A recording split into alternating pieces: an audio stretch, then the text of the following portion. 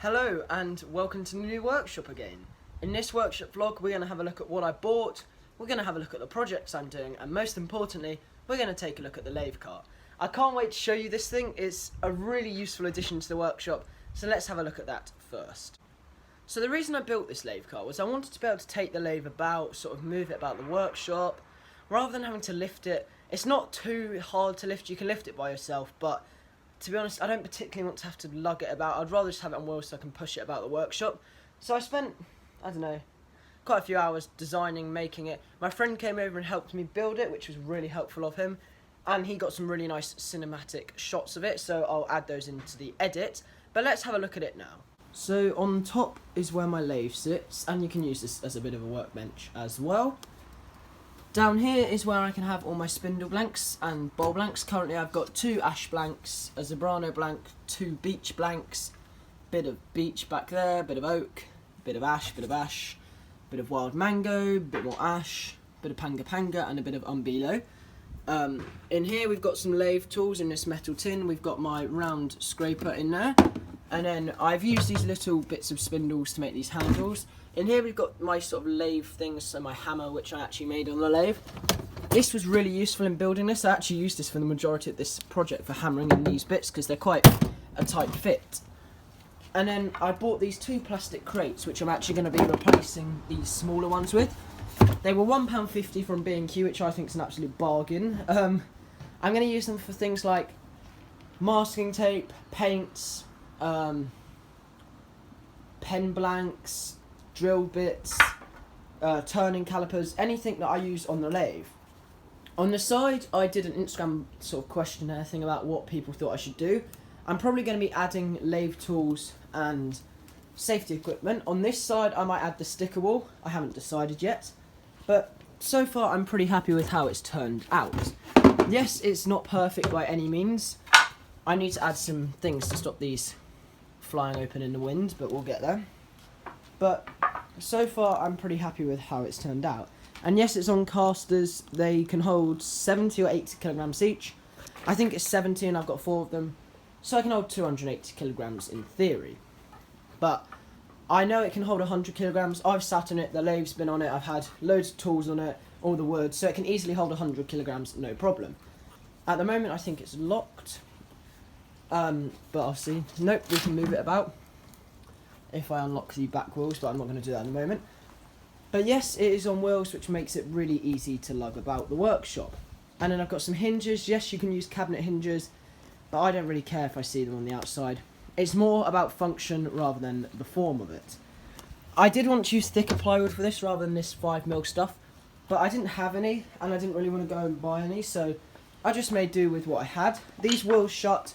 They're just a bit of an annoyance, that's the only issue. So I want to sort of work out a way that I can have these shut like this. So I'm probably going to add a little bit of wood that can be twisted here. And yes, these pieces of plywood aren't the nicest, but they do the job. These bits are scrap wood and some offcuts. So none of this is built from beautiful wood, but it does the job and I'm pretty happy with how it turned out. Now, because there's a lockdown happening, I thought I would stock up on a bit of wood. So I was at Sorry Timbers on Saturday, so I decided to get a few bits and bobs. I went to B&Q today as well and picked up some 15mm bits of wood. These will eventually be used to make a mitre saw stand with a flip-up sort of sides. Not quite sure what mitre I'm going to be getting yet, but we'll have a look. Whilst going through some stuff from the house, and there were some wood bins that they had, some big green bins full of wood, I found these in there. And I thought they were quite nice. I quite like the form of them. They're clearly chair legs as they've got the spindle hole there. But I thought it'd be quite fun to try and replicate these. So I've taken all 3. They're not in the best shape. They're a bit sort of cracked and a bit bruised and battered. But I really like the form of them. I think they're really nice with these little beads here. So I'm going to try and make 3 of these and make a table from some, I don't know what I'm going to make it out of. Probably brown oak, and then we'll make some oak legs to go with it. Or we might go really funky and do something like, I don't know, maybe Duke or wild mango, and I don't know what I'm going to turn the legs out of yet, probably ash, so I'll have to find a complementary wood, but I just really like the form of these. There's a closer look at them. So then I picked up, as I said, these 2 sheets of 15mm OSB. They're not particularly big because I didn't have enough room in the car, but they're perfect for most of the things I need to do here. I've got some of these offcuts that they said I could have. They're just some brown oak offcuts of a table. I really like them, and I'm going to try and make a few small bowls from them. I picked up this piece of sapele just because I thought it had quite an interesting grain pattern. I've got these as well, which I really like. They've got a slight chamfer from them, which I think is quite nice, but I'm going to use these, if I drop the camera down, to make a dovetailed box. So many people have been asking me to do a dovetailed box. I've decided I'm finally going to make my first one out of beech, and hopefully I'll do it in December. I haven't got the workshop set up enough yet to do it, but the plan is in December to try and get a load of nice videos out. But as I said, I've got these two lovely bits of beech, and they'll make a really nice dovetailed box. Then I've got this oak thin here. This looks really nice. Quite thin. It's only £3, which I thought was pretty good, given thins are quite expensive. I've got these other two bits of thins. They had a crack down them, so it's pretty cheap, so I just thought, why not get it? I can make some coasters out of this. This again is oak. And I'm, as I said, going to make a few coasters from that. There's two of these. They're a similar sort of size. Got a load of wild mango offcuts. Again, I think these were from a table or something. I just thought they were quite nice and had some nice grain pattern to them. So there's an absolute ton of these. Obviously they're glued up, so I'll need to decide what I do with them to account for that. But there's loads of these. And then this bit, which I just bought, I thought this was quite nice, had some nice grain pattern to it. And this bit, which I found, which I really liked because it's quite funky. I love this little curved bit here. A lot of people probably wouldn't like it because of that, but I thought it might be quite nice to try and incorporate that. I don't know what I want to do with it yet, but I just really liked this curved bit here. So I decided to keep that. It might get turned into a chopping board, actually. That could be quite nice. So you've got a little groove here for maybe, I don't know, putting some things on. And then you've got this bit. I need to remove this sort of planer marks and things, but I think it's a really nice bit of wild mango. Then I also purchased a lot more. I've got a lovely bit of walnut here. Again, this was cracked, so it wasn't too expensive. Just thought it had a nice grain to it. Bit of oak. It's got a bit of pippy oak bit here, which I thought was quite nice. I'll do the spindles in a minute. I'll start with these spindles actually. So these are sapele spindles. I've got 4 of these. They're just really nice. They're not very big, but they're only £1 each. And I thought, why not just make them, take them, do something with them, I don't know. I don't know what I'm going to make from them yet. Probably some drumsticks and things like that. And then I also got a bit of whatever this is. I don't even remember picking that up. I think this is beech or cherry. No, it's beech. So I've got that piece of beech. I don't know what I'm going to do with that yet. Got this nice bit of oak. This is a nice spindle blank. I'm going to be using that for making Christmas trees. So I want to make some Christmas trees as gifts for people. So I've got a lot of spindles to do that. So I've got all the ones that are up here in the lathe cart, and I've also got this one, which is oak. I have this lovely purple heart spindle. Not too bad. I think that's pretty affordable given the amount of time it takes to machine something like this.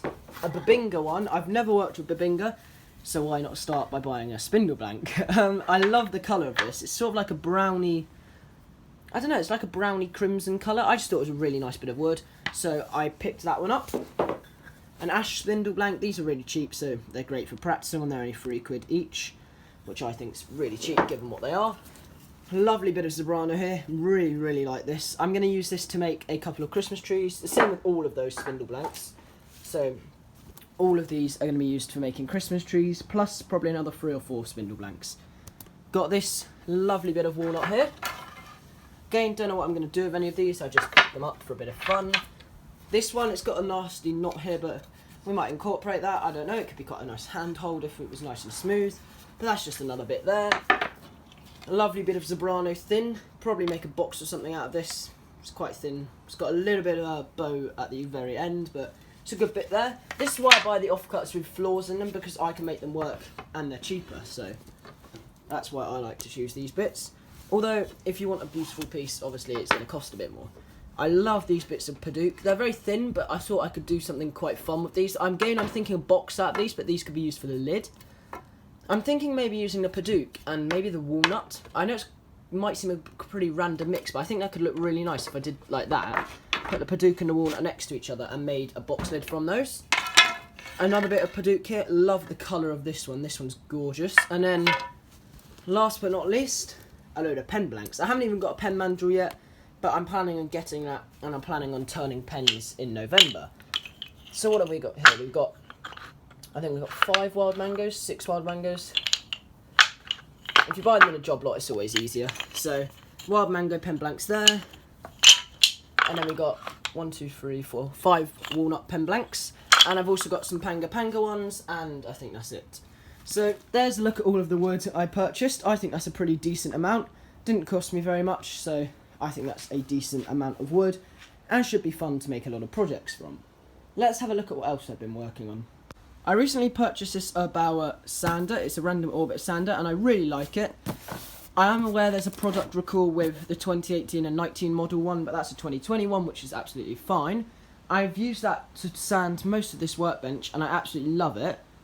So I'm going to be having a look at that, and I'll do a review of that once I've used it for a few months, but there is an unboxing of that on my channel at the moment. And as I said, I need to sort all of this stuff out here. There's an absolute ton of stuff here, it just needs a bit of an organise really. Nothing much more than that. I've got some acorns here from the garden. I wanted to try and replicate these on the lathe when I get some time, which I thought would be a bit of fun. Got my sand there, got all of the wood that I slam unboxed. In here we've got just some random stuff. I found this at our old house, we were getting rid of it, and I thought it'd be quite funny just to put up on the wall somewhere. We got some pens, things in there, design and make stuff. Just need to get around to organising that. And then we've obviously got my bench grinder in there, some other stuff in there.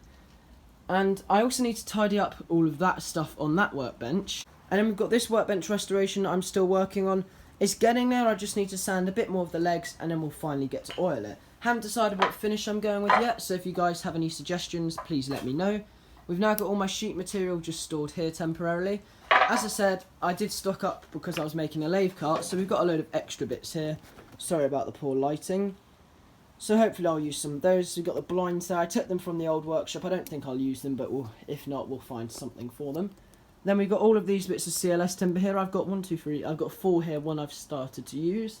That's going to be for making my mitre saw stand, which will be made out of those 2 sheets of OSB just here.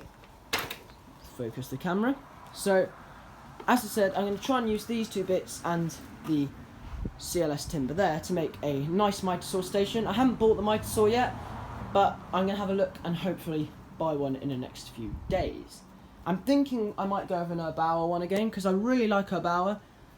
Or, I think as I said, Bauer. I did also buy a hole saw, because we were putting up a water butt in the house, and it needed, outside, not in the house, and it needed a 70mm hole saw, and we didn't have one, so I picked up this one.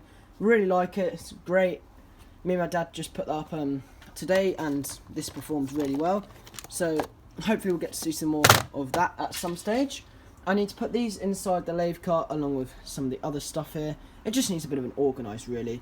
I've also added this little catch so when I'm turning, the doors won't swing out under any vibrations or things like that. Here's a look at the tidied drawers. So we've got turning tools in there, pen blanks in there, turning tool there, some dies and things there, some finishes, some paper towels, some drill chucks, some drill bits. And then in here we've got bowl blanks, Zebrano, beech, ash, purple heart, babinga, beech, oak, some more oak, 2 wild mango, ash, Zebrano, ash, 2 sapilis, a panga, an ash, and an umbelo spindle blank. So that's all my turning stuff there, and then we can obviously close the doors like so, and then we can just simply lock it like that. And yes, there is a bit of a gap here, but I quite like it is. I'm not going to change that. And there we go. A look at the finished lathe cart. Thank you all for watching this workshop vlog. I really hope you've enjoyed it. If you have any questions, let me know. Here's a look at the final lathe cart, and thank you for watching. No shout out segments this week. I'll try and get back to doing that next week, something like that. Thank you very much for watching though. I hope you've enjoyed this video.